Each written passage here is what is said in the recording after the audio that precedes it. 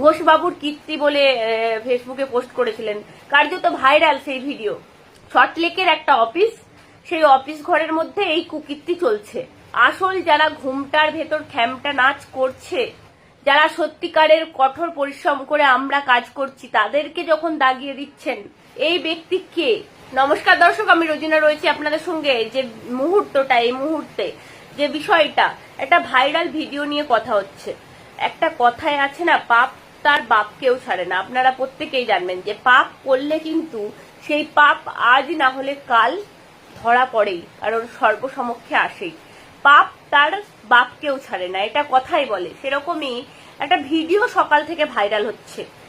অনেকেই আপনারা বলছেন ওই ভিডিওটা নিয়ে দিদি কিছু বলুন, ওই ভিডিওটা নিয়ে দিদি কিছু বলুন। বলছি এতটাই অশ্লীল ভিডিও।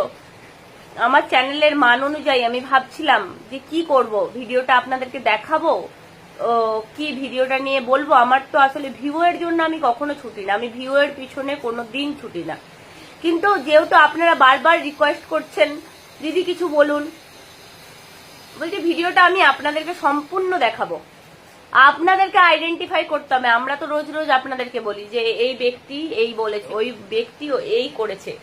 তাহলে আপনাদেরকে বলতে হবে আমাদেরকে এখন এই ব্যক্তি কে। প্রথম সোশ্যাল মিডিয়ায় হয়তো পোস্ট আমি দেখছিলাম যে ফেসবুকে অসংখ্য পোস্ট একজন পোস্ট করেছিলেন, ঘোষবাবুর কীর্তি বলে ফেসবুকে পোস্ট করেছিলেন।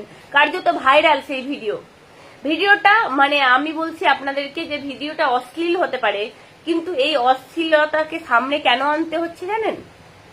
আসল যারা অপরাধী, আসল যারা ঘুমটার ভেতর খ্যামটা নাচ করছে, তাদের মুখোশগুলো আপনাদের সামনে খুলে দেওয়া।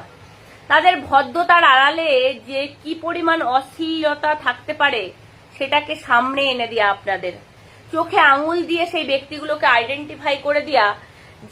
যে ব্যক্তিগুলো এখন ভদ্র হয়ে মুখোশের আড়ালে কোনটা মুখ কোনটা মুখোশ তাদের খুঁজে পাওয়া যাচ্ছে না, তারা বিভিন্ন ব্যক্তিকে আক্রমণ করতে ছাড়ছে না, বিভিন্ন